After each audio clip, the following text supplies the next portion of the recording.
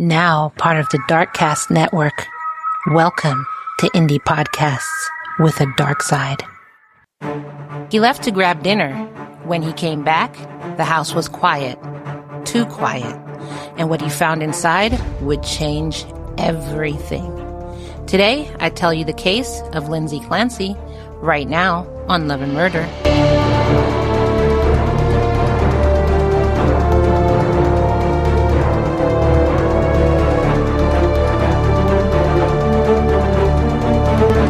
It started like any other love story. A spark, a bond, a promise. But something went wrong.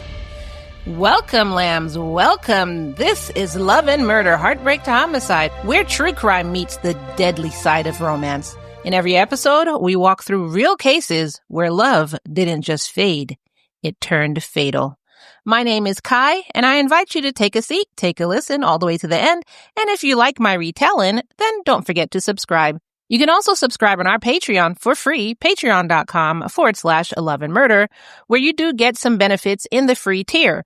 But if you want to get even deeper into the cases, if you want to support the podcast and help get these victims' stories told, and if you want no commercials, no intros, and bonus episodes, then become part of the Lamb Fam by signing up to one of our bonus tiers, patreon.com/Love and Murder.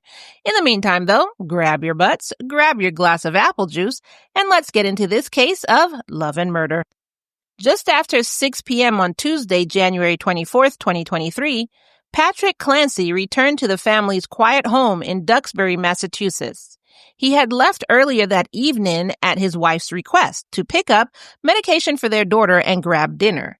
But when he came home, the house was unusually quiet. You know, he has little kids and there's usually noise running around, pitter-patter of little feet, yelling, go to bed, it's time to take a shower, stuff like that. But this time he heard none of those. Lindsay Clancy, a 32-year-old labor and delivery nurse, and their 3 children, 5-year-old Cora, 3-year-old Dawson, and 8-month-old Callan, should have been inside. When Patrick couldn't find them, he ran upstairs and found that the master bedroom door was locked. He forced it open and found blood, an open window, and a knife. So he ran outside. In the backyard, he found Lindsay, semi-conscious, on the frozen ground. Patrick asked her, quote, "What did you do?" She said, quote, "I tried to kill myself." "Well, where are the kids?" "In the basement." Patrick was already on the phone with 911 when he ran downstairs. What he found led to the 911 dispatcher hearing him screaming, quote, "She killed the kids!" And he's just screaming uncontrollably on the phone. Cora and Dawson were dead. Callan was still alive but badly injured. He died 3 days later at Boston Children's Hospital. Lindsay, a nurse at Massachusetts General Hospital, and her husband Patrick appeared to be a loving family with 3 beautiful children. Friends and colleagues described Lindsay as a compassionate, supportive, and excellent nurse, with nothing she loved more than her children and her husband. However, beneath the surface, Lindsay had reportedly started struggling with mental health issues since the birth of her youngest son, Callan, in May 2022. Her husband and parents were aware of her, quote, worsening depression and, quote, bad thoughts. She was dealing with anxiety and insomnia starting in mid-November, and by December, she was having, quote, thoughts of wanting to die and, quote, intrusive thoughts of harming her children. Lindsay sought help from several specialists, but she failed to receive adequate treatment. She was prescribed multiple medications, which I don't know why some doctors do this. Medicine is not the answer. Testing medicine on people is not the answer. And let me backtrack because I know I didn't finish my thought. Medicine obviously is sometimes the answer for certain things.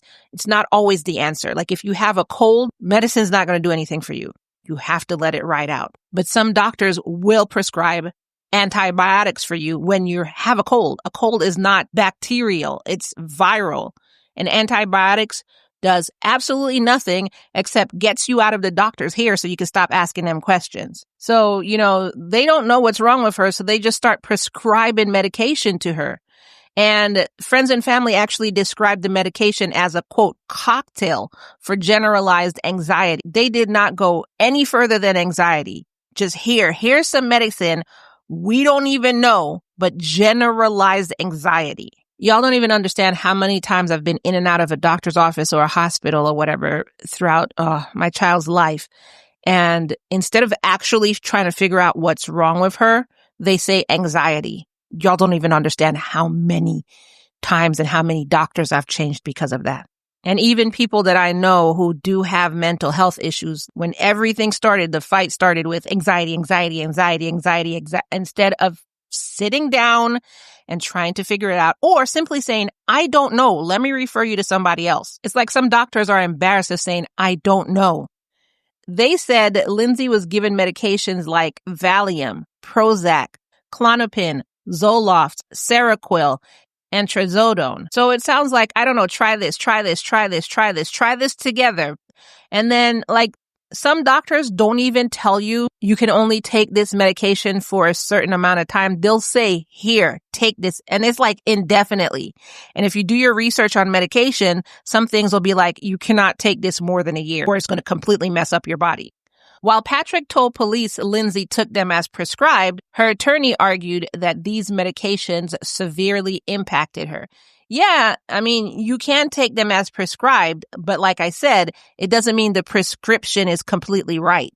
Weeks before the tragedy, on January 1st, 2023, she had voluntarily checked herself into McLean Hospital, a psychiatric facility, after disclosing thoughts of harming her children. So she is trying to get help. She is screaming for help. She stayed for 5 days, texting Patrick that she didn't belong there, which is part of the illness. You do try to get help, but the thoughts tell you that you don't need help and you're okay. She was discharged on January 5th, 2023, after denying having any more intrusive thoughts, and the hospital did not find her a danger to herself or others. Patrick told police she, quote, appeared to be getting better after returning home. Just 2 days after her discharge, they hosted a birthday party for Cora, and Patrick noted that Lindsay's mood gave him, quote, hope. He felt she had been sleeping and her mood was improving. On the morning of January 24th, the day the children were killed, Patrick had asked her how she was feeling and how she was sleeping, and she had said she was feeling, quote, good and slept, quote, pretty well. Patrick even allowed her to take Cora to a doctor's appointment that day, hoping it would help her come, quote, back to reality. Medical staff noticed nothing out of the ordinary about her behavior during the visit. She even built a snowman with Cora and Dawson that afternoon, sending photos to her family. Now, on January 24th, after police found this horrendous scene, they were able to identify some exercise bands as the murder weapon. Police also discovered journals and phone notes kept by Lindsay. These entries reportedly included references of self-harm, expressions of wanting to harm her kids, feelings of resentment towards her older children, hopes of more children, and notes about her prescriptions and feelings. One note said that she had a, quote, touch of postpartum anxiety around returning to work. Based on the evidence and the events, Lindsay was arrested and charged with 3 counts of murder and 3 counts of strangulation, and also 3 counts of assault and battery with a dangerous weapon. Lindsay survived her suicide attempt, but was left paralyzed from the waist down. She's currently being held at the Tewksbury Hospital for court-ordered psychiatric treatment. At her February 2023 arraignment, she attended via video link from the hospital where she was being treated for her injuries. She was wearing a mask and appeared to have a neck brace on. Assistant District Attorney Jennifer Sprague told the court, quote, the defendant did not take advantage of the situation when her husband left. She created the situation. The prosecutors laid a timeline out. They said that Lindsay asked Patrick to go pick up medicine for Cora at a CVS and ordered takeout from a neighboring town. Prosecutors claimed that she used Apple Maps to figure out how long the errands would take. Between approximately 5:15 p.m. and 6 p.m. that day, authorities say the children were strangled with exercise bands. Patrick returned home around 6 p.m. Prosecutors alleged that after strangling the children, Lindsay made, quote, superficial cuts to her wrists and neck and jumped out of a second-floor window in an attempted suicide. Patrick found her semi-conscious on the ground outside. They said she used that time to kill her children with, quote, deliberate premeditation and extreme atrocity and cruelty. Prosecutors also said Lindsay had used her phone to search, quote, ways to kill. Prosecutors also pointed to notes written after she had regained consciousness, including allegedly asking, quote, do I need an attorney? Lindsay spoke only once during the court hearings, saying, quote, yes, Your Honor, when asked if she could hear the judge. A plea of not guilty was entered on her behalf. Although her attorney, Kevin Reddington, says she wasn't officially diagnosed with postpartum depression before the deaths, he claims she was suffering from postpartum depression and potentially postpartum psychosis.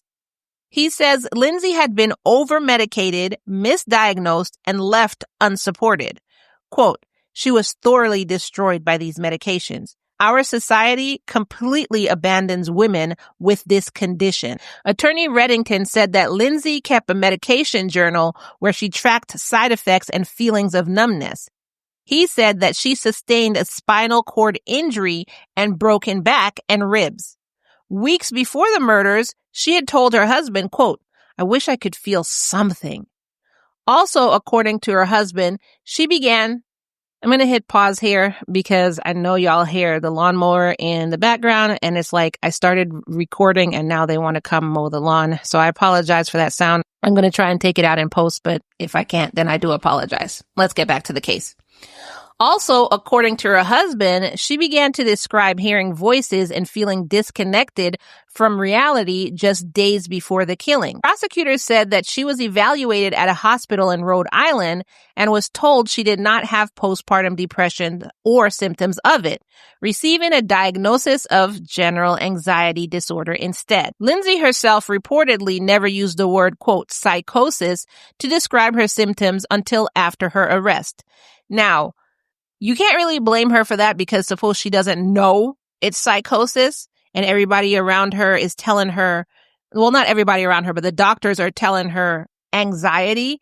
But listen to the words that she's saying. I wish I could feel something. I'm hearing intrusive thoughts. That's not anxiety. And again, the medical staff was not listening to her. Once again, I'm going to say this. I hate when some doctors don't know what's wrong with you and they just say anxiety. I remember I told a doctor, there was this one doctor, this was after going to countless doctors. This was 2 years in. My daughter was having crippling air pain. It wasn't an infection. You know how when you go up into the airplane, you feel that pressure in your head from your ears? Well, that's what was happening to her for like 2 years. And after we went to, I don't know, the 7th doctor or something like that. I don't know. I'm not going to call her name, but this person, I'm explaining the feeling that my daughter's having. And she tells me it sounds like anxiety mixed with depression and maybe I should take her to a psychologist. And I literally stared at this woman for like a solid 30 seconds. I had nothing nice to say. And we immediately changed to other doctors.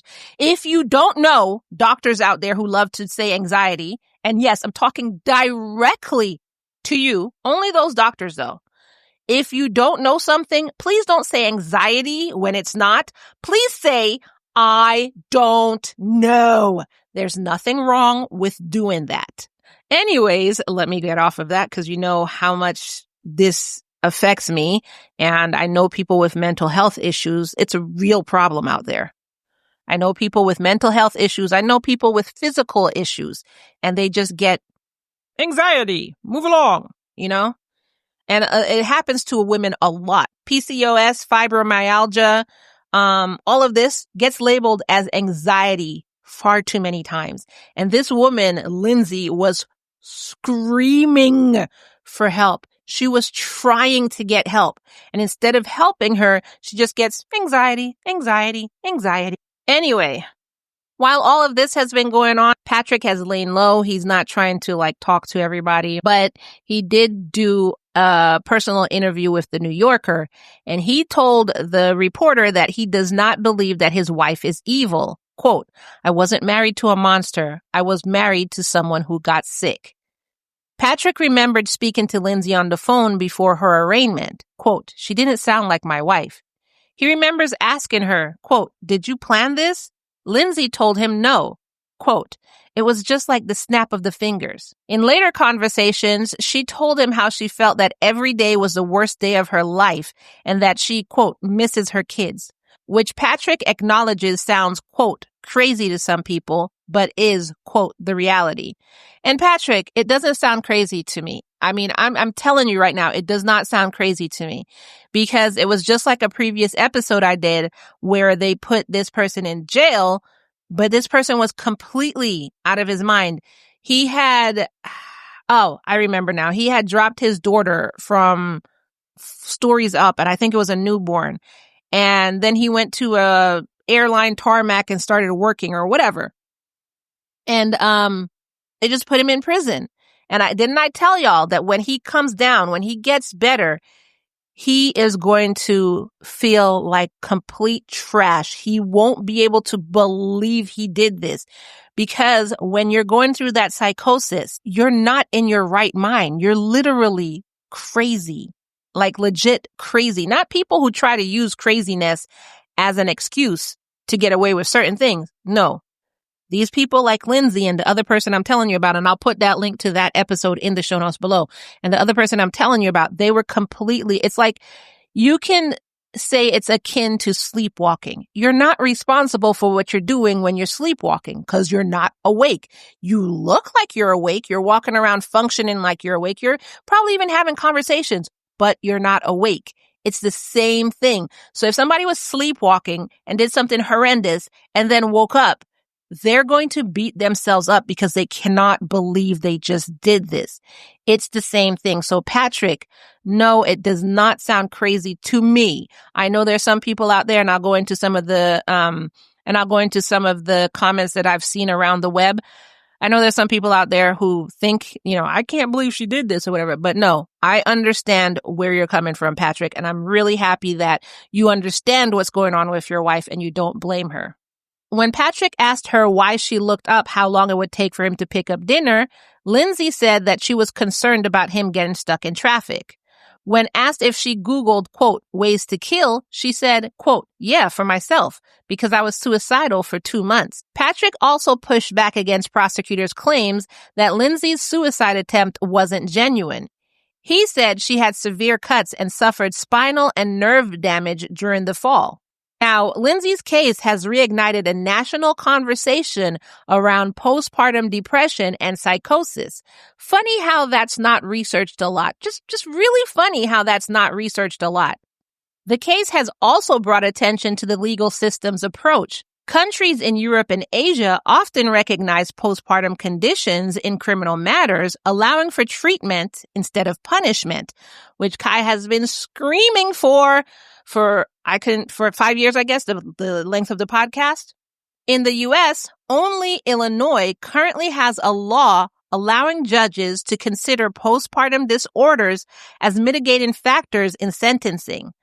A bill in Massachusetts that would allow similar consideration has stalled in the legislature. State Representative James O'Day, who sponsored the bill, said, quote, who in their right mind would treat their child in this manner if there wasn't some type of mental illness potential involved? Now, State Representative O'Day, I kind of have to disagree with you on that. Yes, some people, but then there's also other people who are sick individuals who would just try to take advantage of this. Like, I'm telling you, I wasn't in my right mind because who in their right mind would treat their child in that manner? And they're completely sane. They're just monsters. So yeah, there are some monsters out there, but you have to learn to differentiate between the two. People cannot successfully pretend to have mental health issues. Supporters of the bill argue that without understanding postpartum disorders, mothers will continue to be punished instead of being treated. The condition affects as many as 1 in 7 women with severe outcomes for some. Postpartum psychosis is even more rare, affecting 1 to 2 in 1,000. Wow.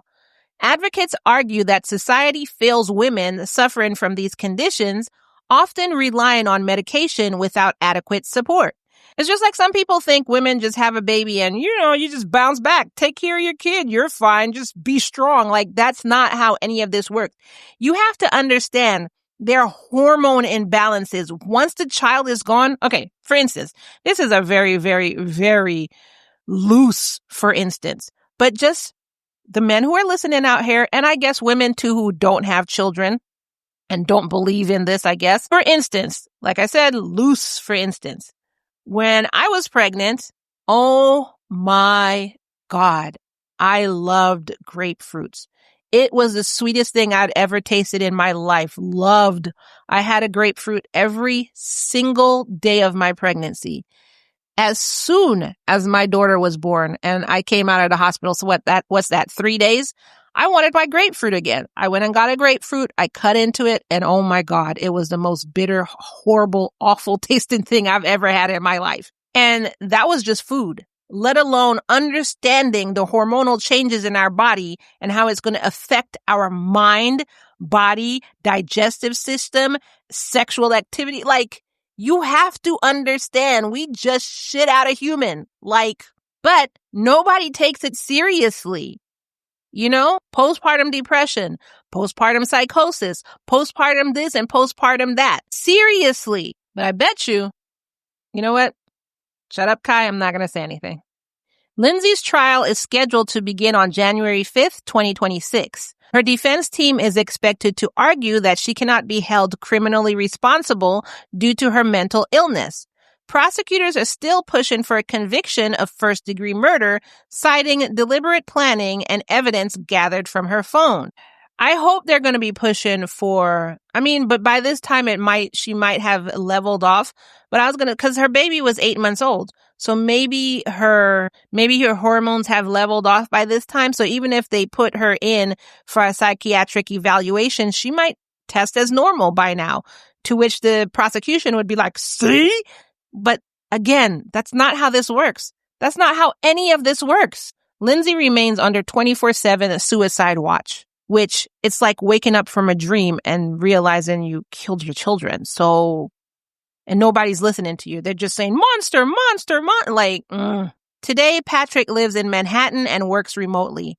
The Duxbury home has been sold. And in April 2024, he ran the Boston Marathon to honor his children and raised over $73,000 for the hospital that tried to save Callan's life. Quote, "There's no house anymore. There are no kids. All that's left is me and Lindsay." Patrick has maintained public support for Lindsay, even starting a GoFundMe campaign days after the children died, which raised $1 million. In the GoFundMe post, Patrick wrote, quote, "The real Lindsay was generously loving and caring. All I wish for her now is that she can somehow find peace." And that was a quote from Patrick. Lindsay is currently being held for court-ordered mental treatment at Tewksbury Hospital. Good. At least the court ordered this. Excellent. Where she is being held without bail. A judge has ruled that Lindsay must undergo a psychiatric examination by an expert chosen by the prosecution. Of course it is. But again, she's getting her mental health treatment and her hormonal levels might have leveled off and gone back to normal. So it might come back that she's fine. Now, you should have done the psychiatric evaluation then. Now, it's like, ugh. I don't know. Am I the only one frustrated by this? She's been paralyzed from the waist down since the fall from the window. She has generally waived her appearances at subsequent court hearings due to her injuries. The case continues with pretrial proceedings. A status update conference is set for September 27th, 2025, and then, as I already told you, the trial is starting in January. Although some sources note that a date has not yet been set or is on the horizon. So, it could be January 5th and it could be later than that. The Lindsay Clancy case is a heartbreaking tragedy that has sparked crucial conversations about mental health, the legal system, and how society supports mothers facing severe prenatal condition. The scheduled trial in 2026 will be a pivotal moment in determining the legal outcome of this complex and devastating case. And I really hope that somebody understands that even if her psychiatric examination comes back as normal, you need to take into consideration before, at the time the murders happened. That's when you need to take into consideration. Because the baby was only 8 months. She was still going through postpartum hormonal changes. So we will see how this goes. I'm going to put it in my calendar to continuously check on the updates of this case. I want to say I'm hopeful that they understand, but I'm not really hopeful. Because when it comes to mental health, it's really not taken that seriously. And speaking of which, May is Mental Health Awareness Month, so I did want to do this case during this month. And if you or someone you know is struggling with mental health or in crisis, if you're feeling like you're having intrusive thoughts, if you're feeling anything like I mentioned in here that Lindsay was saying, then get help. That is confidential and free and is available 24/7, 365. You can call or text 988. You can also chat at 988lifeline.org. TTY users can use their preferred relay service or dial 711 and then 988. If you are in need of support but not in crisis, consider reaching out to a warm line. Warm lines offer a place to call when you just need to talk to someone. Speaking to someone on these calls is typically free, confidential, and run by people who understand what it's like to struggle with mental health problems. To find a warm line, you can go to mhanational.org/warm lines. That's mhanational.org/warm lines. What did you think of this episode? Let me know your thoughts in the comments below. Do you know anybody or did you suffer from postpartum depression and nobody around you understood or believed what you were going through? Have you ever gone to a doctor for a diagnosis, like say your shoulder is hurting in excruciating pain and they tell you it's anxiety? You have really horrible pain during your menstrual cycle every month, and you go to the doctor and they tell you anxiety. If you have any of these types of stories, please share them with me because I would love to read them on air so people can know that this is true, that some doctors, I'm not saying all, because we have found out of the haystack, there has been a couple needles where my daughter and I found doctors who could help her. And we hung on to those doctors for dear life. So let me know your story in the comments below. And speaking of comments, so I did say I was going to tell you a couple comments that I saw. I didn't copy them. This is just going from memory, and you know my memory ain't that good. But I remember seeing comments on this Lindsay Clancy case, like some people saying that, you know, I understand that you're having a hard time, but as a mother, you should be a mother first and protect your children. And you should have just taken yourself away from the children. And it's like, you literally do not understand mental health at all. Like, that's not how that works. She felt she had a problem. She was trying to get help, but your intrusive thoughts, as I'm understanding it, because I don't have mental health issues, but this is coming from helping people who have mental health issues, being around people who have mental health issues, and talking to them in depth.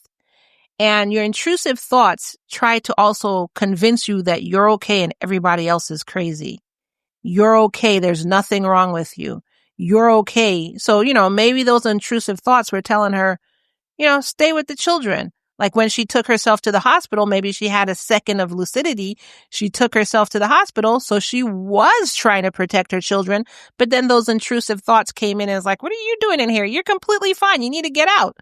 And the hospital was like, you know what? We think you're fine too. And they let her out, which I have seen that happen way too many times where the person is not baseline, but I don't know what they see, but they let this person out and this person goes running off into the day and takes off their clothes and in 20-degree weather and is just running through the streets. And the hospital just let them out saying, yeah, seems pretty normal to me.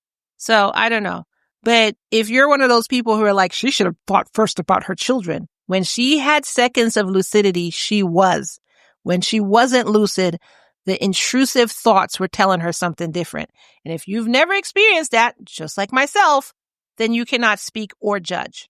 And if her husband, whose children it is, and she lived with, is saying that I know this isn't my wife, then how dare you even open your mouth to judge? So that's what I wanted to say. Now let's get into some of your comments on past episodes. So because AI Jane Jensen and Jessica are now doing the Midweek Mini and Florida Man Fridays, I know I'm going to come in at some point in time and do a couple of them myself, but I normally read your comments on the corresponding days. So like Monday comments on Mondays, Wednesday comments on Wednesdays. But because that's not happening, I will read all the comments on Monday's episode. So the first thing I'm going to go through, it's actually not a comment. It is a poll that I put out for the case of Ashley Benson. And this is the case of the Black Swan murder trial.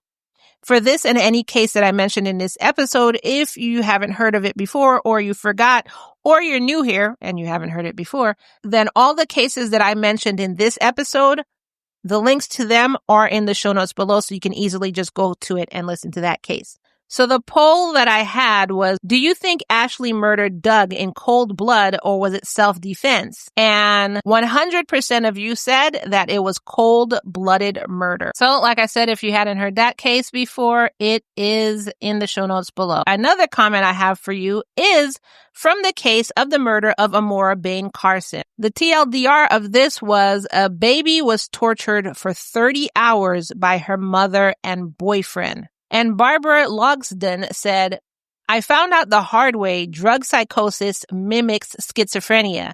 I took my niece to the psych ward countless times, and the last incident, a drug test was performed, and the results were a variety of illegal street drugs. When I confronted her with the truth, she tried to attack me. She attacked my sister, cops, nurses, etc., and she is a danger to herself and others. She is psychotic, and she's still free to harm others. Well, Barbara, I am very, very sorry to hear that. I'm pretty sure that's literally very hard to deal with. And literally, like, you want to help people who are addicted to street drugs, but the first step is them helping themselves. Because, like, even if you put them in a treatment center, they get out, they take it again. You know, they have to admit to themselves that they have a problem and that they do want help because it takes work on their part. So I'm very sorry that you're dealing with that. Now, the next comment that I have is from the case of Kristen Donat, which the title of that was that a mother starved her baby and the baby was described as looking like a Holocaust survivor. So this comment comes from Izzy and it says, this is unbelievable. I cannot believe the court ruling. She should be starved for weeks and see how she likes it. I bet she would rethink her actions. But honestly, certain people shouldn't procreate. Grr. Like, Izzy, I agree with everything you said. I'm pretty sure I said in the episode, if it was something that could be done, then she should be starved to see how it feels, you know?